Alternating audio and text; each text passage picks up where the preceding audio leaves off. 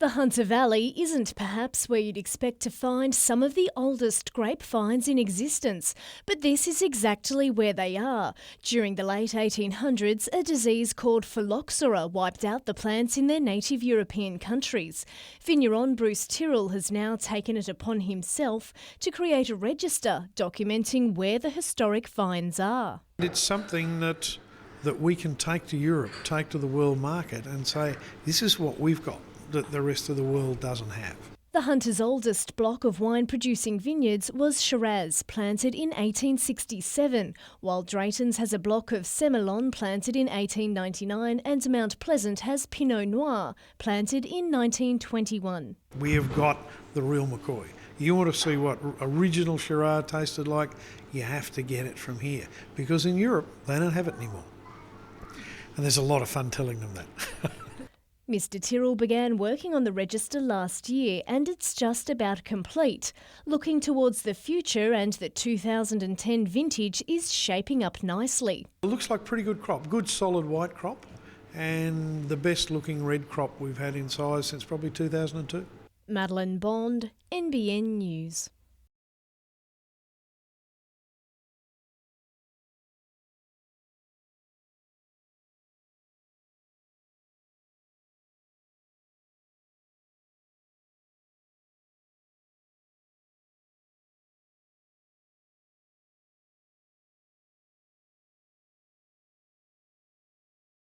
This cruise season we're expecting 5 cruise ships coming to Newcastle, bringing 11,000 visitors to the Hunter region.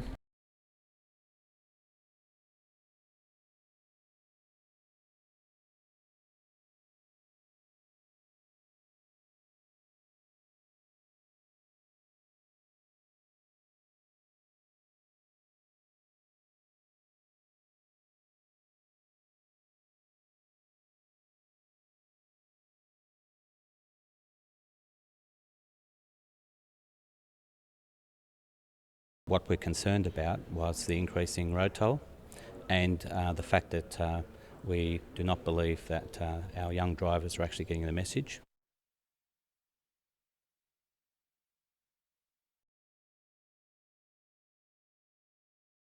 Searching for their first win since round 4, Newcastle made a number of changes and one of those almost made an instant impact, with Kaz Patafta bringing the best out of Melbourne's Glenn Moss.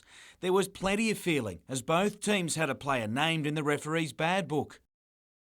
Laban O'Haliti put his up in lights after this. Elrich, the provider for Haliti's pinpoint effort as the home side struck first. It looked like they had a second moments later, only to be called back for offside. A time for all to cool their jets, as Melbourne came out all guns blazing early in the second half. Archie Thompson rarely misses a second invitation to score. Elrich and Haliti combined again, only for the crossbar to deny them a second. There was plenty of feeling as they wrestled for a winner. And that fell to the feet of a former Mariner who now calls Melbourne home these days. After Pondilac made it 2-1, Carlos Hernandez made sure of all 3 competition points with his calm strike to leave Newcastle winless since August.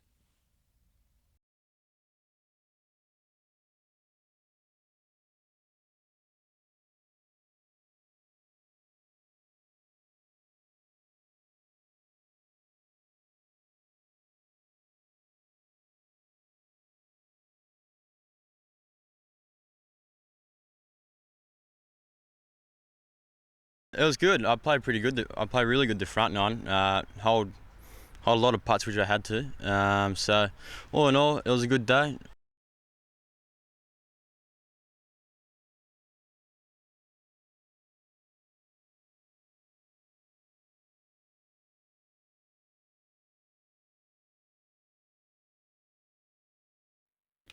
The $1.8 billion project would have housed 20,000 people at this site near Branxton, but that ambitious plan won't be realised, at least in its current form, after being rejected by the Land and Environment Court. The decision was based on the same reasoning as the refusals for developments at Catherine Hill Bay and Guandolen, where the rezoning and land swap agreements were overturned because they didn't follow due process.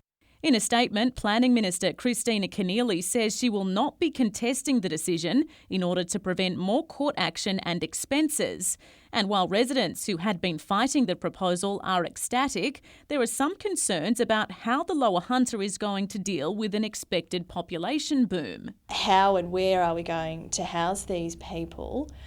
Additionally, businesses from construction to building to financial institutions have already started to put their plans in place. Late this afternoon, developers LWP says it'd seek further discussions with the state government over the future of the proposal and will be exploring all the options. Kate Mitchell, NBN News.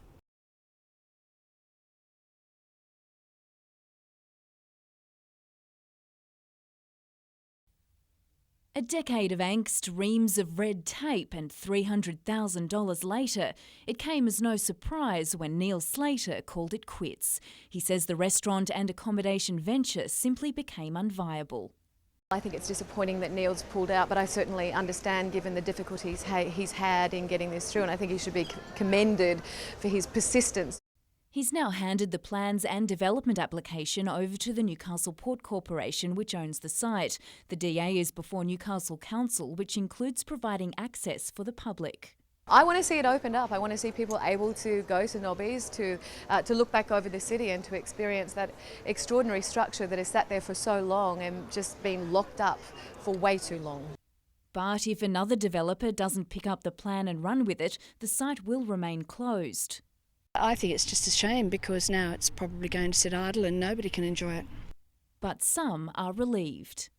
I thought it was quite silly because Newcastle doesn't have very many historical areas to go, and I think it should stay the way it is.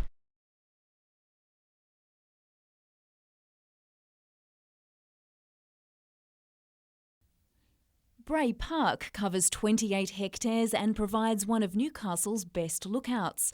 And while most locals know it's here, for visitors it's virtually unknown and isn't promoted on Newcastle's tourism website or guides. You can see today it's a beautiful day and we're almost the only ones up here. And it's a great resource for the city. Councillor Nuatali Nelms believes it has untapped tourism potential. Tourists all around the world, I'm sure everyone's experienced it, always go to the highest vantage point of the city. And from up here you have 360-degree views of Newcastle. The park provides playground equipment and picnic tables, but 4 Newcastle councillors are pushing for a multi-purpose building with a viewing platform, cafe and public toilets. Bray Park's reputation also needs an overhaul due to antisocial activities after dark. The councillors hope increased safety and patronage may help.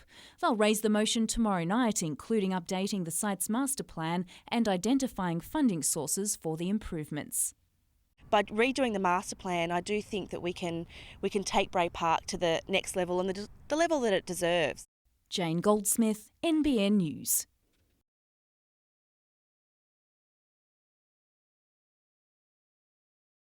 You only have to step inside the New Look Western Terminal to realise it's provided a whole lot more space. And while the extension isn't fully finished, it was officially opened this morning. Looking at how we create more flexibility for the future growth of the airport, and it's very important we had additional space to be able to allow us to introduce new technologies. Over the next few months, this area will be converted into 5 extra check-in kiosks. New baggage handling services will also be introduced. Extra office space is also being built to house airlines and other private companies. More than 1 million passengers pass through the airport annually, but growth has plateaued during the global financial crisis. I think it's probably programmed to come up to about 3 million. I think it'll take quite a few years to reach that. The next obvious step is international travel, with New Zealand the closest possibility. What we will see in the future is more domestic growth first of all, but potentially down the track we may see some international traffic, maybe in 2, 4, 5 years' time. We do have flights come in and the customs services are here from Norfolk Island, so the place is pretty much set up to be able to deal with flights from overseas.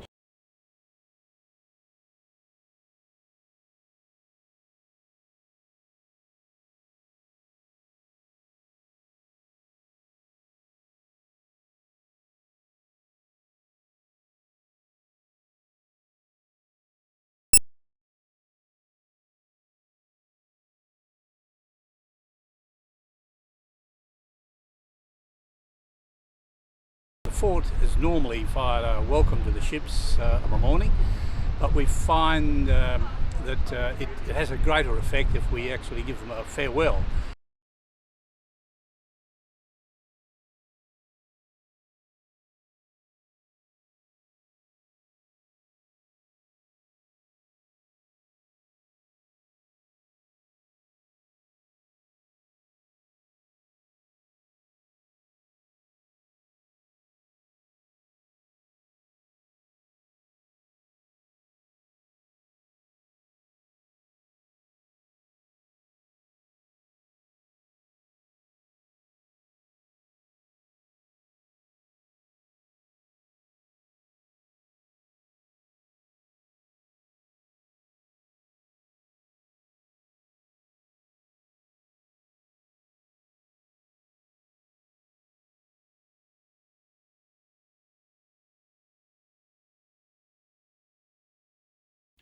They say winners have parties and losers have meetings. Well, the Jets had a long one of those today. For the best part of an hour, coaching staff spoke with players and laid things on the line. We've shown we can play football. We've shown we've got a lot of potential and talent. What we now have to show is that all of us have the commitment that's required to win football matches. It follows their 3-1 loss to Melbourne yesterday after they'd led for much of the game. I almost feel embarrassed because the results are not there. So it comes a time where we say, OK, guys, what are we going to do about that? Those involved in contract discussions will be among those. We'll put the hard word on those players as well that might be thinking about that. Say, OK, do you want to be part of Newcastle? Earlier, the coach cleared the air with goalkeeper Ben Kennedy after some critical post-game comments last night. It's good that he's come up and spoken to me, and it helps a bit, but obviously, you just got to deal with that. It's part of being a footballer, so just got to deal with it. The coach not backing away from his overall sentiment, though. We don't want to destroy Ben Kennedy, but we do want to test him and see whether he's going to bounce back. If he can't bounce back after this, then maybe, he needs to have a good look at himself. Newcastle hosts Central Coast on Friday night, but Lubo Milicevic is still a concern for that game. Jim Callanan, NBN News.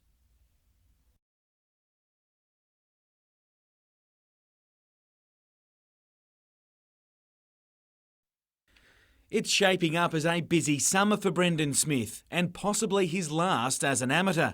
Resisting the urge to go pro, by mid-next year he plans to be teeing it up for the big bucks, but not before claiming some more silverware. I'd just like to win some more events, like Australian Amateur next year, Lake Macquarie Amateur. He added successive WE Alexander titles at Waratah at the weekend, but a much bigger prize awaits him in China next week. Asian Amateur, it's a brand new tournament for 2009.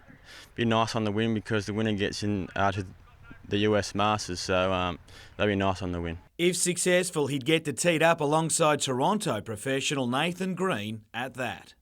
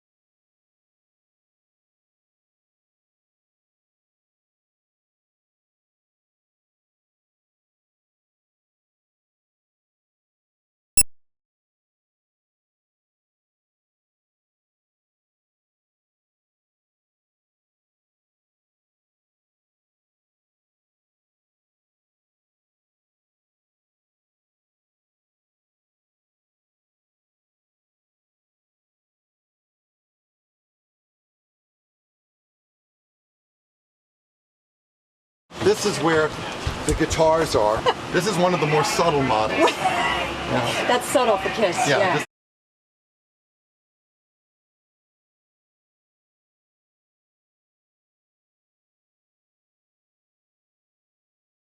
This is the beginning. You ain't seen nothing yet. We're going to take over this planet and call it Planet Kiss.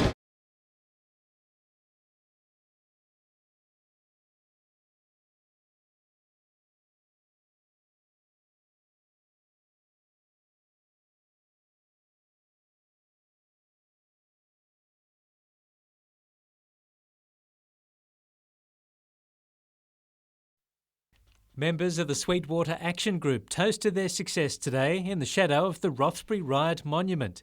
They're jubilant that the Land and Environment Court overturned the state government's approval of the Huntley New Town Plan that would have seen an extra 20,000 people living on this land over their back fence. This is a decision for the people and the community that they came in here to live in.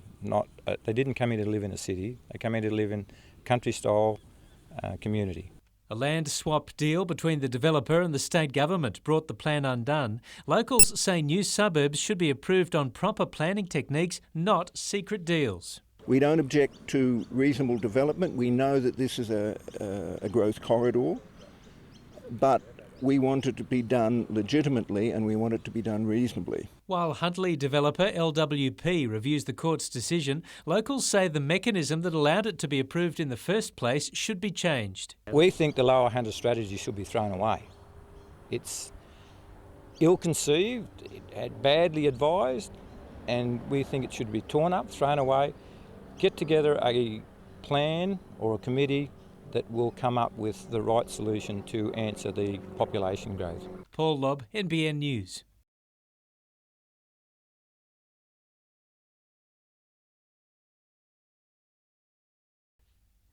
With a snip of the ribbon, the mall was formally declared open.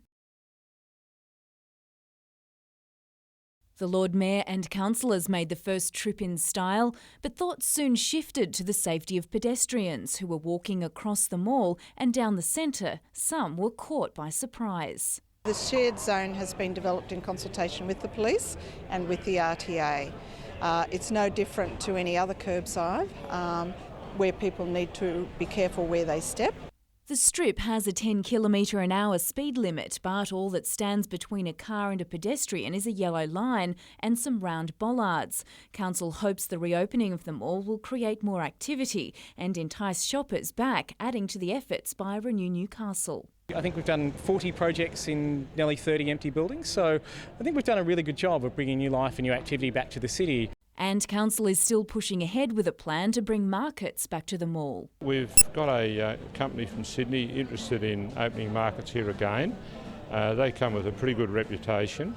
They could be operating on weekends before Christmas. Jane Goldsmith, NBN News.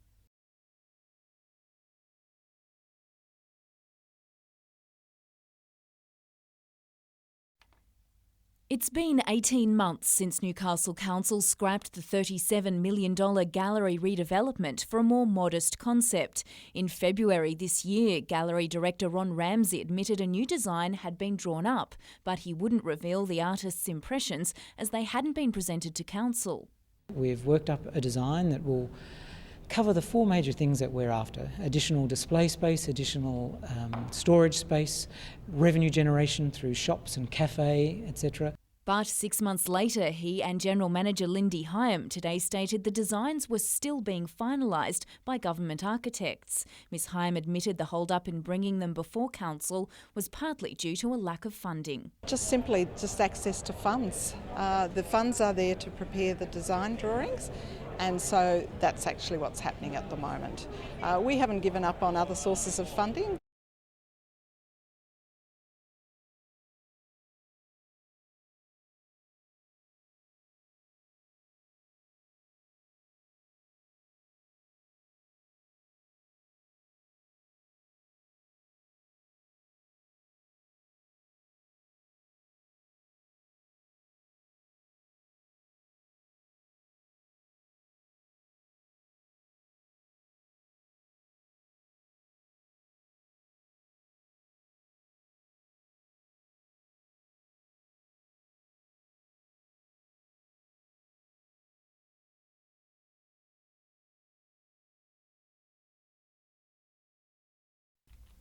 It's an emergency without the danger. The virtual reality technology has previously targeted the mining industry, but thanks to the latest software, almost any scenario can be created. We're capable of building aircraft, submarines, buildings, villages. Again, it's just open to the imagination.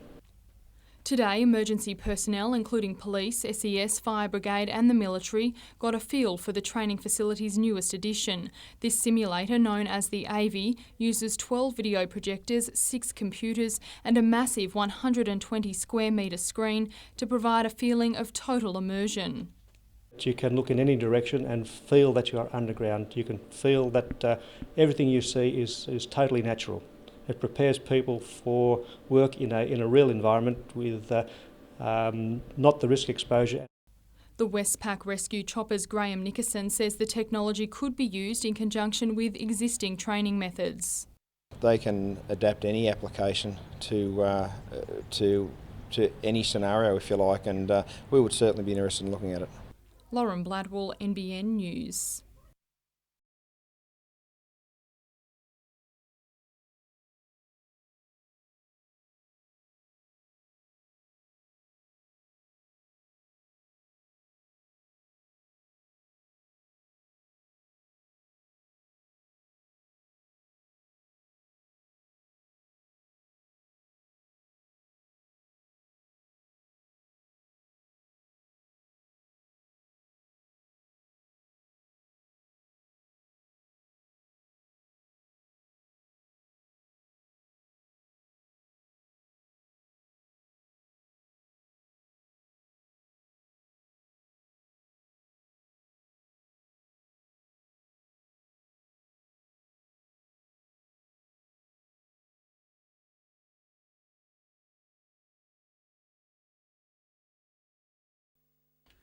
Already one of our best ever Paralympians, Kurt Fearnley knows all about overcoming adversity. But what he'll soon attempt almost defies belief. The Kokoda track, infamous as it is famous for its place in our history, bred one of our popular national legacies when our diggers fought an invading Japanese army during World War II. Today it remains a treacherous stretch of jungle, even deadly, but that isn't deterring Kurt. This is the first and the last time I'll be doing something as crazy as the Kokoda track, but I do believe I've done everything I can possible to make sure I can get through this. He's not kidding. Kurt has spent the last 12 months planning for this 96-kilometre jungle trek, a trip he'll do on hand. Anything is possible when you've got the right group around you. Even a guy in a wheelchair, I think he can cross the Kokoda Trail if he can turn to his core group, his mates, his family and ask for a hand. By core group, he means 15 of his family and friends on a journey originally inspired by the diggers, but one also about raising awareness and funds for prostate cancer and depression. Since I started preparing for this crawl, I've been stopped every 50 metres when I'm on the street, and everyone's been touched by those two, terrible situations. Incredibly, in the middle of all this, Kurt is preparing to win his 4th New York Marathon. He leaves for that next week. Then he's home for 4 days. After that, it's Kokoda. I thrive on still moving, and this next 3 months are going to be, or next 3 weeks, 4 weeks are going to be the most exciting 4 weeks of my life. So tomorrow night, the training and the dangers Kurt will face on the track.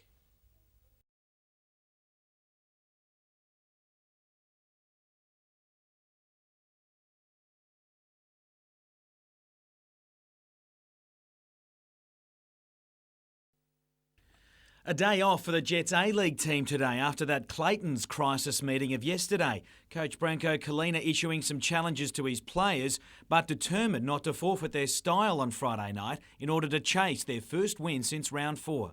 We've come a long way in the way we want to play football. What we now just need is a little bit more desperation and urgency at both ends. The same could be said of the Jets W-League team. Winless from their first 3 matches, there was some soul-searching over that at their own team meeting last night. It's more the thumb, not the finger, so obviously everyone needs to understand their roles and responsibilities. After 2 strong performances, the weekend effort at home was below par. Although the coach prefers to think it was a one-off, he couldn't rule out changes for Saturday's game against the Mariners as he looks for that creative spark. We didn't have the application from an intensity, and that's what we do well. That's what we'll get back to over the next two or 3 days.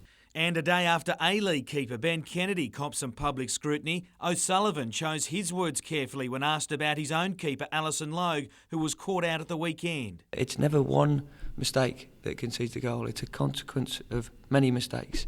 I won't sit here and string out Alison because she is, as all the girls have been, superb.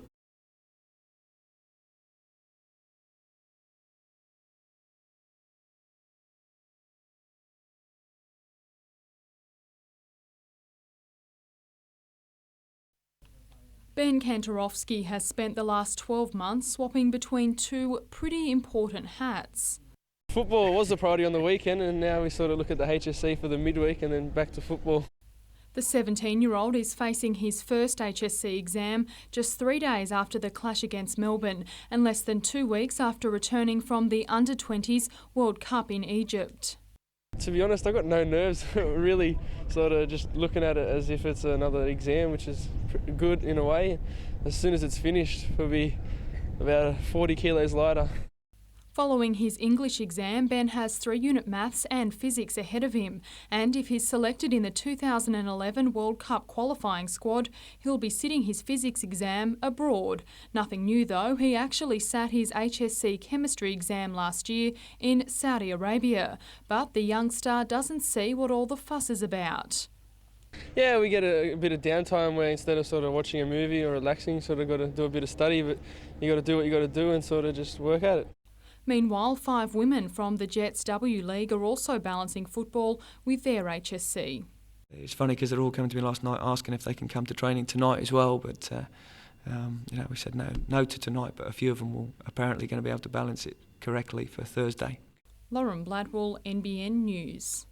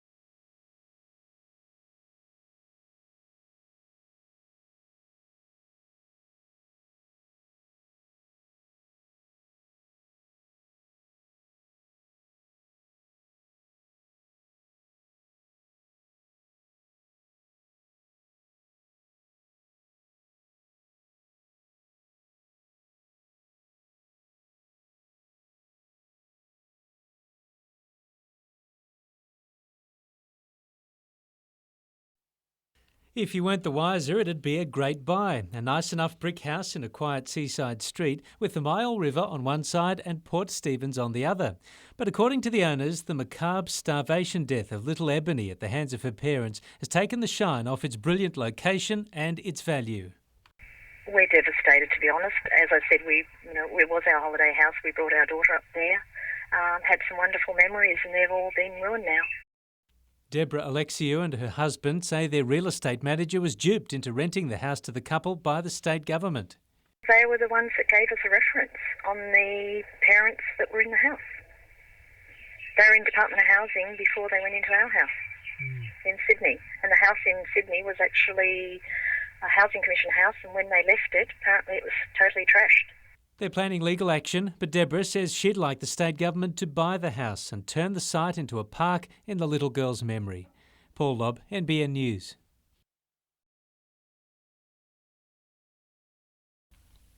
The water study is the second for the proposed open cut mine near Murrurundi. The first was deemed inadequate by the state government 12 months ago. We certainly hope that those people that have been waiting for this water study are as pleased as we are that we're actually able to put it out on the table and pore over it in every detail.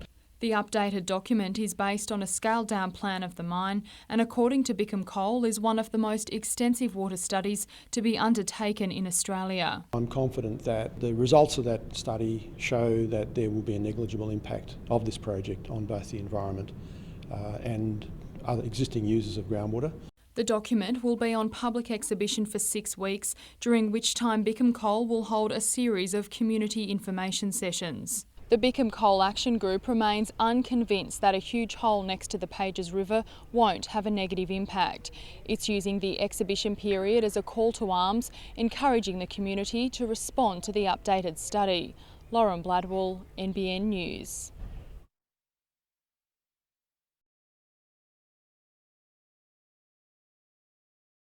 Dr Tuan Au fears coal mine dust could be damaging Upper Hunter children's lungs. Every day I hear people see me and they say, well, they're concerned about their kid have a lot of cough and asthma.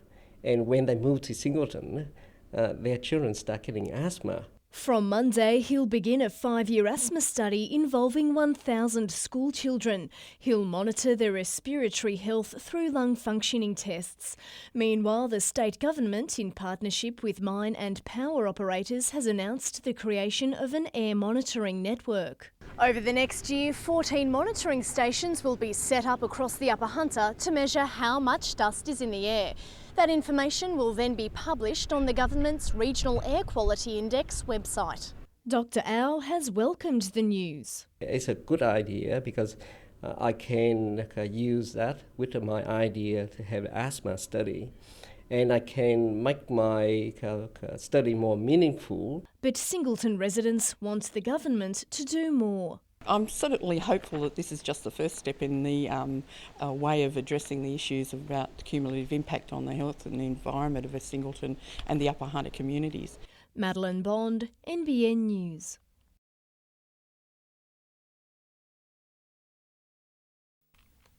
One down, 5 or 6 to go. The relief of having their first exam behind them is written all over the faces of these Lambton High students, not least Caitlin Reid, who carries a little extra pressure as school captain and recipient of the highest academic achievement award.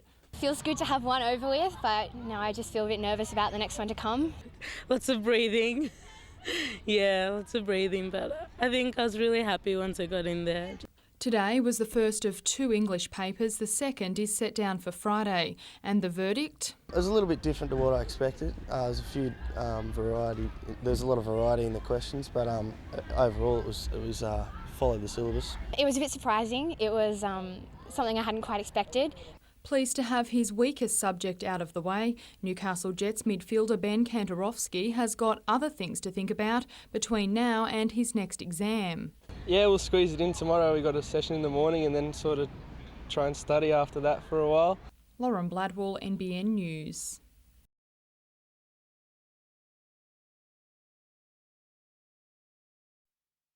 The eastern entrance to the Myall River is badly clogged. That white pole used to mark the deep part of the channel. As a result, salt levels are high, fish are sick and oyster harvesting has been suspended.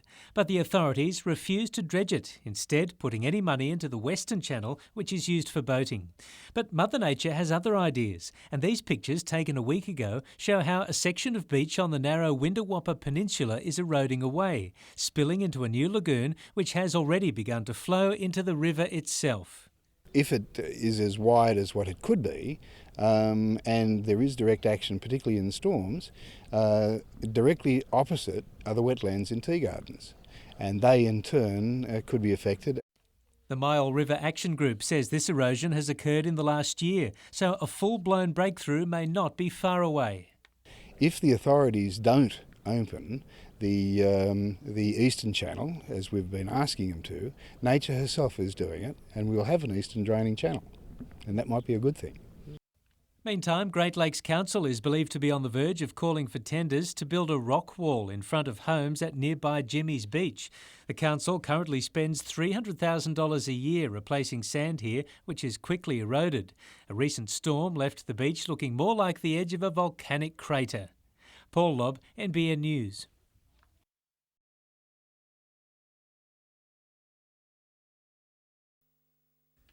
It's a trip that will take Kurt Fearnley well off the beaten track. In truth, hardly any track at all, and certainly not one for wheelchairs. What? No wheelchair access? What have I done? He's committed himself to completing the Kokoda track, and this is how he'll do it. It's an incredible sight. Kurt quite literally crawls through the tough terrain, care of some heavily modified protective rubber gear and an unbreakable spirit. The last 6 months of training for the track have been brutal, but it's got me in the situation where I'm, if not confident, then comfortable with trying to get through this. On any given day practicing for the trek, Kurt would cover between 4 and 5 kilometres in terrain similar to this. It's pretty difficult going. Come Kokoda, it'll be 12 days, 96 kilometres in terrain much worse than this. It's absolutely insane to do that, but if anybody can do it, Kurt Fearnley can do it. He's proven everybody wrong before. Peter Fitzsimons knows all about the track. He's completed it himself and even wrote a book on it. How he's going to do it, I don't know, but I'll bet he will do it. He's a very, very admirable man. And I'll say this too, when I did it, I wasn't very fit. I think Kurt Fearnley's one of the fittest men in Australia. But the doubts and dangers remain real. The one that scares me the most is disease. If I cut my leg or if I cut my hand and get an infection, then I'm flying home. It's career-threatening stuff, and it's hard to ignore recent deaths of those on the track either. The one thing that I've learnt is that you can't let those sort of tragedies stop what you're dreaming of. Otherwise, that's a tragedy in itself, I think. So we've always kind of stayed fairly solid with what we're going to do and just tried to limit any sort of damage. He'll have family alongside him and the spirit of the diggers who fought on the very same track within. That and his own incredible determination will make this trip possibly his greatest achievement. Jim Callanan, NBN News.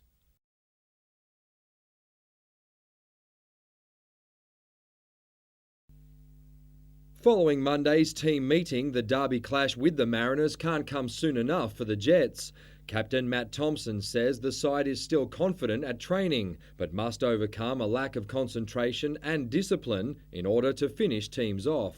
Now look, we're all to blame. All the 11 players, not only the 11, the whole 23 players that are involved, have to step up, and that's what the talk was about. He believes Newcastle can learn from its local rivals. They're a confident side and they're doing well. They're doing the little things right, and I think that's what we have to do. The Jets frontmen hope they're due for a change of fortune following several near misses against Melbourne. It's part of football, I guess. Sometimes the difficult one you can put away, and sometimes the easy one it just doesn't go in. Yeah, that happens. I mean, we were saying it doesn't matter what division or what league you're in. If you're top of the league, everything seems to drop your way. He scored for Sydney against the Jets, but Bridges is now preparing for his first F3 derby. He's keen to rediscover his scoring touch following some soft efforts against the Victory on Sunday. Well, even my missus made a comment saying she could have hit the ball a bit harder, but no, that happens. It's something that we've got to work on. And this will make for good reading. Lubo Milicevic icing his injured heel after completing a full session, providing hope he'll be back on Friday night. Mitchell Hughes, NBN News.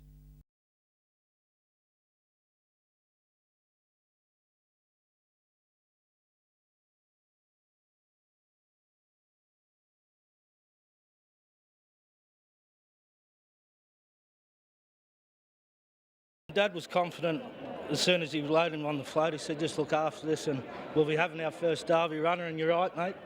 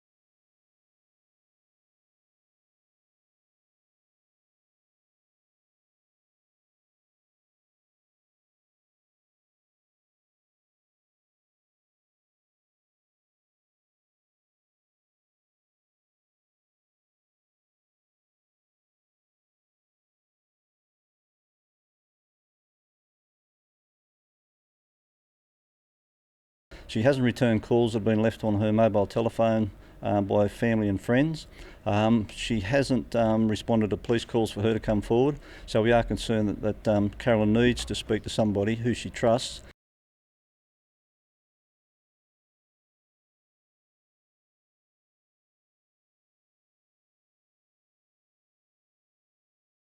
All of these windows have recently been replaced after being kicked in by vandals. Now they've been scratched and graffitied. It's become the norm in Cardiff, according to the North Lakes Chamber of Commerce. It's an emotionally draining, physically draining experience if you own those businesses and you come to work in the morning and the front of your plate glass window smashed. Not to mention very costly. Business owners are especially frustrated that the offenders are able to repeatedly graffiti their property without being punished. It gets to before the court and there's a non-outcome. Everything's deferred or they go for more counselling. It's clearly not working. They need some punitive action. That's why solicitors have been called in to explore civil action, even suing the offenders. If it gets to that point, business owners will be calling for $5,000 damages a week for the past 2 years' worth of vandalism, for physical damage and emotional trauma. We know who they are, we know where they live, we know what bikes they ride, we know everything about them. So do the police. It's not that hard. We don't think to maybe go and persuade them to take another course of livelihood. Kate Mitchell, NBN News.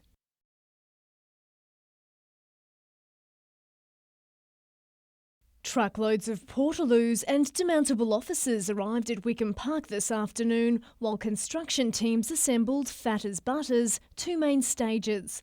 Organisers say the festival is going to be huge. Last year the festival sold out at about 8,000 people, so we designed this festival this year for 12,000 plus, so it's heading towards that number. All up, around 900 staff and volunteers are working on the event, and they're doing all they can to keep neighbours happy. Already, stacks of shipping containers are in place to try and cut Sunday's noise levels. So we put in extensive plans in terms of traffic management, transport, putting on free trains and buses for everybody with a ticket. Police are also prepared. There'll be numerous foot patrols, and that again will be broken up between local police and specialist officers. The entry point will be a focal area for our drug detection dogs. Underage drinking and illegal drug use are issues of concern. Both organisers and police say antisocial behaviour has no place at Fat as Butter. We don't want people in here who require drugs to have a good time. Don't turn up. We don't want you there. Madeline Bond, NBN News.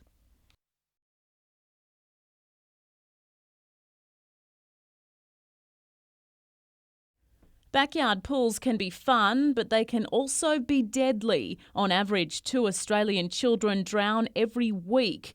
That's what new state government legislation aims to prevent. Under the new laws, it will be compulsory for all pools to have fences along all 4 sides. That can include a boundary fence as long as it meets Australian standards. But what isn't included in the legislation is a proposal for regular council inspections to make sure all pools are safe. And that's been left out mainly because of the cost. Putting a price on a child's life, to me, it's priceless. You can't put a price on it.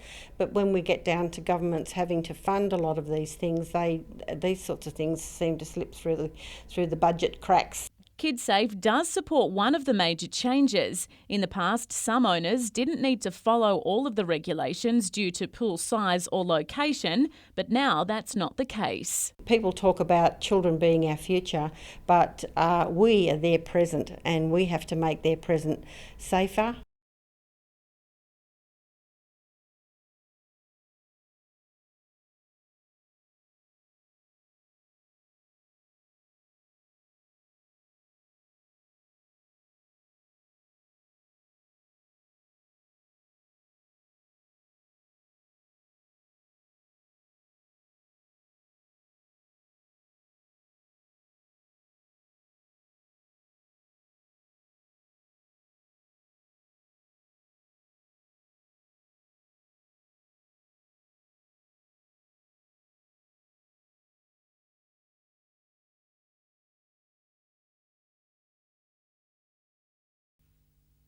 Lubo Milicevic was doing plenty of punching, but the big defender isn't fighting fit. Angelo Costanzo looms as a replacement, but as usual, the coach is staying tight-lipped. Yeah, we've got enough quality there, so we should be able to handle that situation. Just days after being forced to defend comments about Ben Kennedy's performance, Kalina was fending off questions about his own job. Am I under pressure? I've been here 10 weeks, for God's sake. Again, you've got to look at where the club is at the moment and where it wants to be. To help the side's revival, he wants senior players to ease the pressure on young stars such as Kaz Patafta and Kennedy. Kalina says he replaced Patafta in the second half against Melbourne because he ran out of puff. Kaz believes he can last 90 minutes against the Mariners. At the moment I feel pretty fit. I feel I can get through a game, but I mean the more games I do play the better I'll be. Tarek Elrich says he's fit to play despite missing training yesterday. This afternoon, Elrich was joined by Mariners keeper Danny Vukovic to launch the A-League's UNICEF round. Refugees from across Africa now living in Newcastle were also on hand to highlight the work done by UNICEF. They've come out here with nothing and just to live a good life, and in Australia I think we got it damn easy. You know, I've been to a lot of countries with football and I've seen the way they live. Vukovic was happy to be involved but says he won't be as generous against the Jets tomorrow night. We watched Newcastle's game against Melbourne Victory today at training, and Newcastle didn't play bad at all. Mitchell Hughes, NBN News.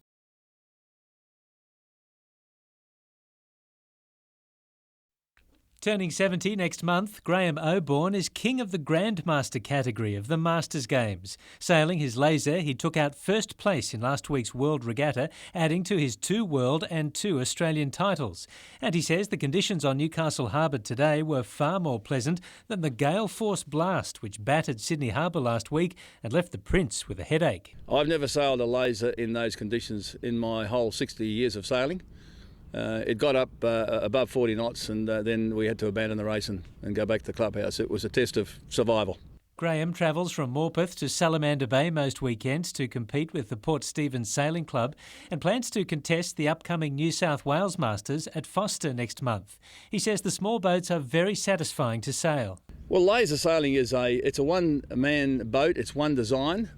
It's really you against the elements and you against your competitors, so you can't blame anyone else. And it's a personal challenge, that's what I like.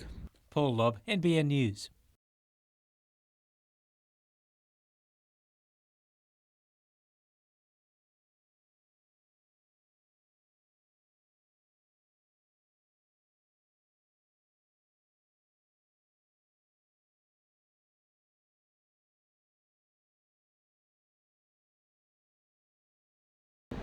What's his name?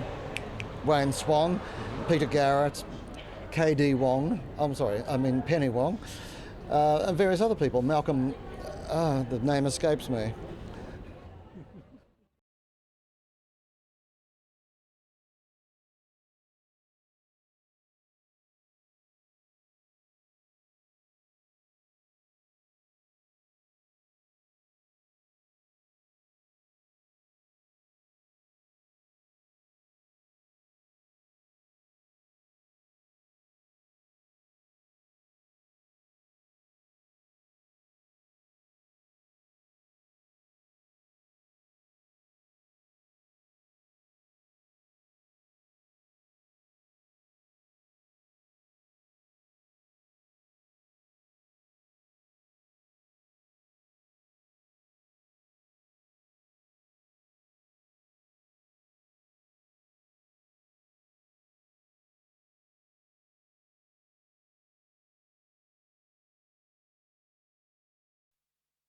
This is the 6th trawler Jeff has built, and he says after 60 years on the water, he's finally got it right.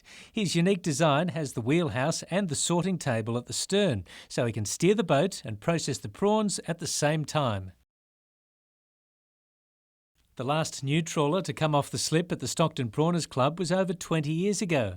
But at 72, Jeff said he had to build a new one because he's simply not ready to retire. I didn't really want to give the river away. I wanted to be here. This is my life. It has been all my life, and I feel very comfortable doing what I'm doing, and And I asked my wife, would it be all right? And she said yes. Purple was his late daughter's favourite colour, and he says the bright trawler will be perfect to snap up the prawns he expects to flood the river when the Hexham floodgates are fully open. Once the gates open up here and that Hexham swamp gets up and going, that's the reason I've built the boat, is because those prawns, when they come down to spawn to go to sea, they come right through that channel right there, and I'm moored here and it takes me 5 minutes to go to work. And how long will Jeff keep bringing in the prawns? I'm not supposed to be doing it now. I have an artificial shell, artificial tip. I'm not supposed to be doing it. I don't know. Paul Lobb, NBN News.